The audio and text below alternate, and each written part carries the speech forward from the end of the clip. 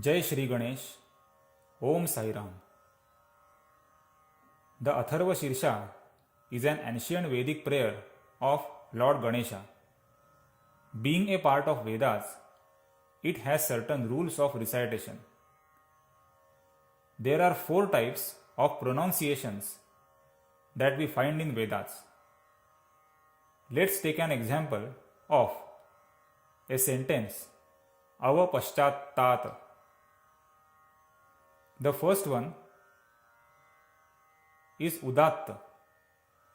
This is a ground level neutral pronunciation of a letter. This letter has no symbol below or above.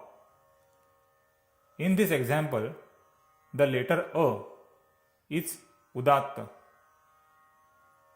The second type of pronunciation is Anudatta. Here, we dip the pronunciation of a letter as if below a ground level or as if we pull a door towards us. These letters are denoted by a small horizontal line below them. In this example, a letter P can be called Anudatta. The third type is Swarita. Here, we raise the pronunciation of a letter a single time above a ground level or as if we push a door away from us by one time. These letters are denoted by a small vertical line above them. In this example, a letter V can be called Swarita. The fourth and last type of the pronunciation is Dirgha Swarita. Here, we raise the pronunciation of a letter 2 times above a ground level or as if we push a door away from us by 2 times. These letters are denoted by 2 small vertical lines above them. In the example, the combined letter Ta can be called Dirgha Swarita. So considering all these 4 types of pronunciations, this sentence can be pronounced as Ava Paschattat. I request all the viewers to please listen to these pronunciations in the recitation very carefully. When Anuswara, which is denoted by a dot on the head of a letter, is followed by certain letters, the pronunciation of that Anuswara changes, as shown in the chart that follows. If the Anuswara is followed by any of the letters K, K, G, Gh or Ng, it is pronounced as Ng, as in Tvang Gunatrayatitah. If the Anuswara is followed by Ch, Ch, J, Jh or Y, it is pronounced as Y, as in Suryastvain Chandramasstvam. If the Anuswara is followed by any of T, Th, D, Dh or N, it is pronounced as N. For example, Tvan Dehatrayatitah. If the Anuswara is followed by any of the letters P, F, B, Bh or M, then it is pronounced as M. For example, Bhadram Pasye Makshabhiryajatraha. If the Anuswara is followed by a letter Y, then it is pronounced as Y. For example, Tvai Yogino Dhyayanti Nityam. If the Anuswara is followed by a letter V, then it is pronounced along with V. For example, Rutam Vachmi. If the Anuswara is followed by a letter L, then it is pronounced along with L. For example, Raktal Lambodaram. If the Anuswara is followed by any of the letters R, Sh, Sh or S, then it is pronounced as ma. For example, Tvam Shaktitrayatmakaha. When Visarga is followed by any of Ka, Kha, Ksha, Pa or Fa, it is pronounced only half. Here in this recitation, this has been denoted by a symbol of half after the Visarga. For example, as you can see here, Anuswara Parataraha. For the convenience of all viewers, I have denoted all these pronunciations by a purple letter which you can see in between the words like this. Here a purple letter Y is denoting the particular pronunciation between the letters T and Y. So considering this sentence as an example, the pronunciation of this sentence is Vyashema devahitai yadayuhu.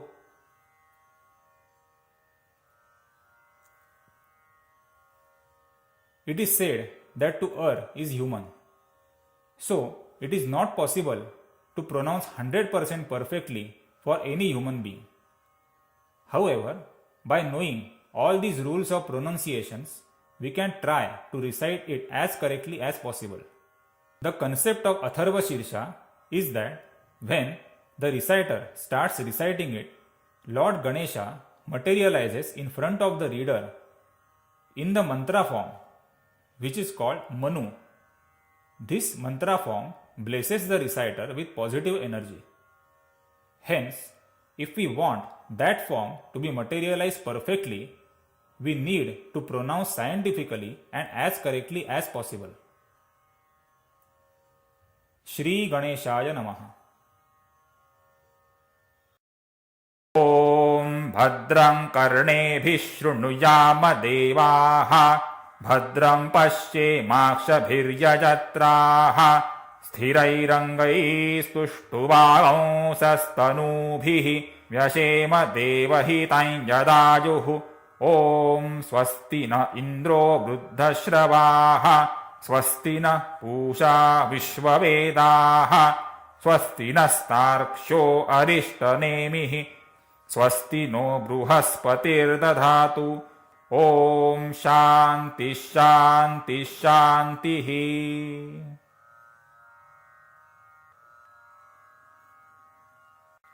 Om Namaste Ganapataye Tvameva Pratyaksham Tattvamasi Tvameva Kevalam Kartasi Tvameva Kevalam Dhartasi Tvameva Kevalam Hartasi Tvameva Sarvam Khalvidam Brahmasi Tvam Sakshadatmasi Nityam Rutam Vachmi Satyam Vachmi Avatvam Mam Avavaktaram Avashrotaram Avadhataram Avadhataram Avanuchanam Avashishyam Avapashchatat Avapurastat Avottaratat Avadakshinatat Avachordhvatat Avadharatat Sarvato mam pahi pahi samantat Tvam vangmayastvanchinmayah Tvamanandamayastvam brahmamayah Tvam satchidanandadvitiyosi Tvam pratyaksham brahmasi Tvam jnanamayo vijnanamayosi Sarvam jagadidam tvatto jayate Sarvam jagadidam tvattastisthati Sarvam jagadidam tvai layameshyati Sarvam jagadidam tvai pratyeti Tvam bhumirapo nalo nilo nabhaha Tvam chatvari vakpadani Tvam gunatrayatitaha Tvam avasthatrayatitaha त्वं देहत्रयातीतः त्वं कालत्रयातीतः त्वं मूलाधारस्थितोऽसि नित्यम् त्वं शक्तित्रयात्मकः त्वां योगिनो ध्यायन्ति नित्यम् त्वं ब्रह्मा त्वं विष्णुस्त्वं रुद्रस्त्वमिन्द्रस्त्वमग्निस्त्वं वायुस्त्वं सूर्यस्त्वं चन्द्रमास्त्वं ब्रह्मभूर्भुवस्वरों गणादीं पूर्वमुच्चार्य वर्णादींस्तदनन्तरम् अनुस्वारः परतरः अर्धेन्दुलसितं तारेण रुद्धम् एतत्तव मनुस्वरूपं गकारः पूर्वरूपम् अकारो मध्यमरूपम् अनुस्वारश्चान्त्यरूपम् बिन्दुरुत्तररूपम् नादः सन्धानं संहिता सन्धिः सैषा गणेशविद्या गणकऋषिः निच्रुद्गायत्री छन्दः श्रीमहागणपतिर्देवता ॐ ज्ञं गणपतये नमः।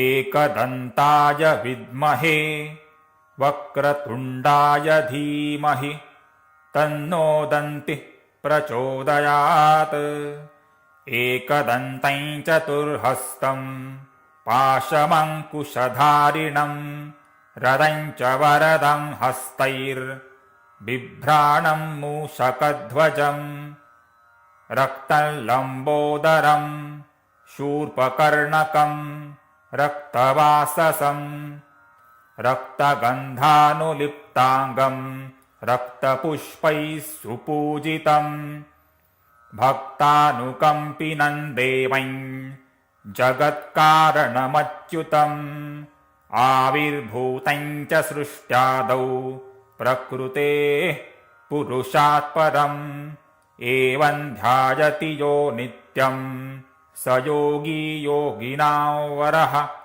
नमो व्रातपतये नमो गणपतये नमः प्रमथपतये नमस्तेऽस्तु लम्बोदराय एकदन्ताय विघ्नविनाशिने शिवसुताय श्रीवरदमूर्तये नमः।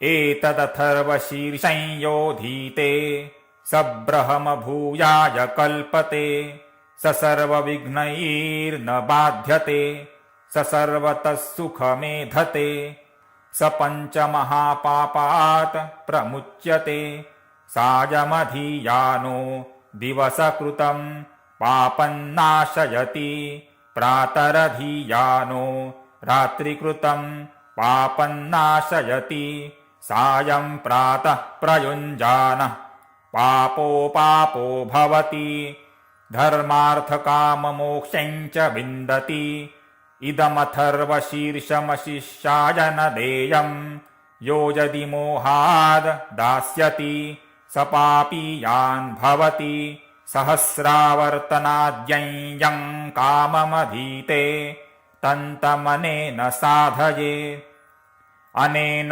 गणपतिमभिषिञ्चति स वाग्मी भवति चतुर्थ्यामनश्नं जपति स विद्यावान् भवति इत्यथर्वणवाक्यं ब्रह्माद्याचरणौ विद्यान् न बिभेति कदाचनेति यो दूर्वाङ्कुरैर्यजति स वैश्रवणोपमो भवति यो लाजैर्यजति स यशोवान् भवति स मेधावान् भवति यो मोदकसहस्रेण यजति स वाञ्छितफलम् अवाप्नोति यस्साध्यसमिद्भिर्यजति स सर्वल्लभते स सर्वल्लभते अष्टौ ब्राह्मणान् सम्यग्राहयित्वा सूर्यवर्चस्वी भवति सूर्यग्रहे महानद्यां प्रतिमासन्निधौ वा जप्त्वा सिद्धमन्त्रो भवति महाविघ्नात् प्रमुच्यते महादोषात् प्रमुच्यते महापापात् प्रमुच्यते महाप्रत्यवायात् प्रमुच्यते स सर्वविद्भवति स सर्वविद्भवति य एवं वेद इत्युपनिषत्। ॐ शान्ति शान्ति शान्तिः। ॐ भद्रं कर्णेभिः शृणुयाम देवाः भद्रं पश्येमाक्षभिर्यजत्राः स्थिरैरङ्गैस्तुष्टुवांसस्तनूभिः व्यशेम देवहितं यदायुः। ॐ स्वस्ति न इन्द्रो वृद्धश्रवाः स्वस्ति न पूषा विश्ववेदाः स्वस्ति नस्तार्क्ष्यो अरिष्टनेमिः स्वस्ति नो बृहस्पतिर्दधातु। ॐ शान्ति शान्ति शान्तिः।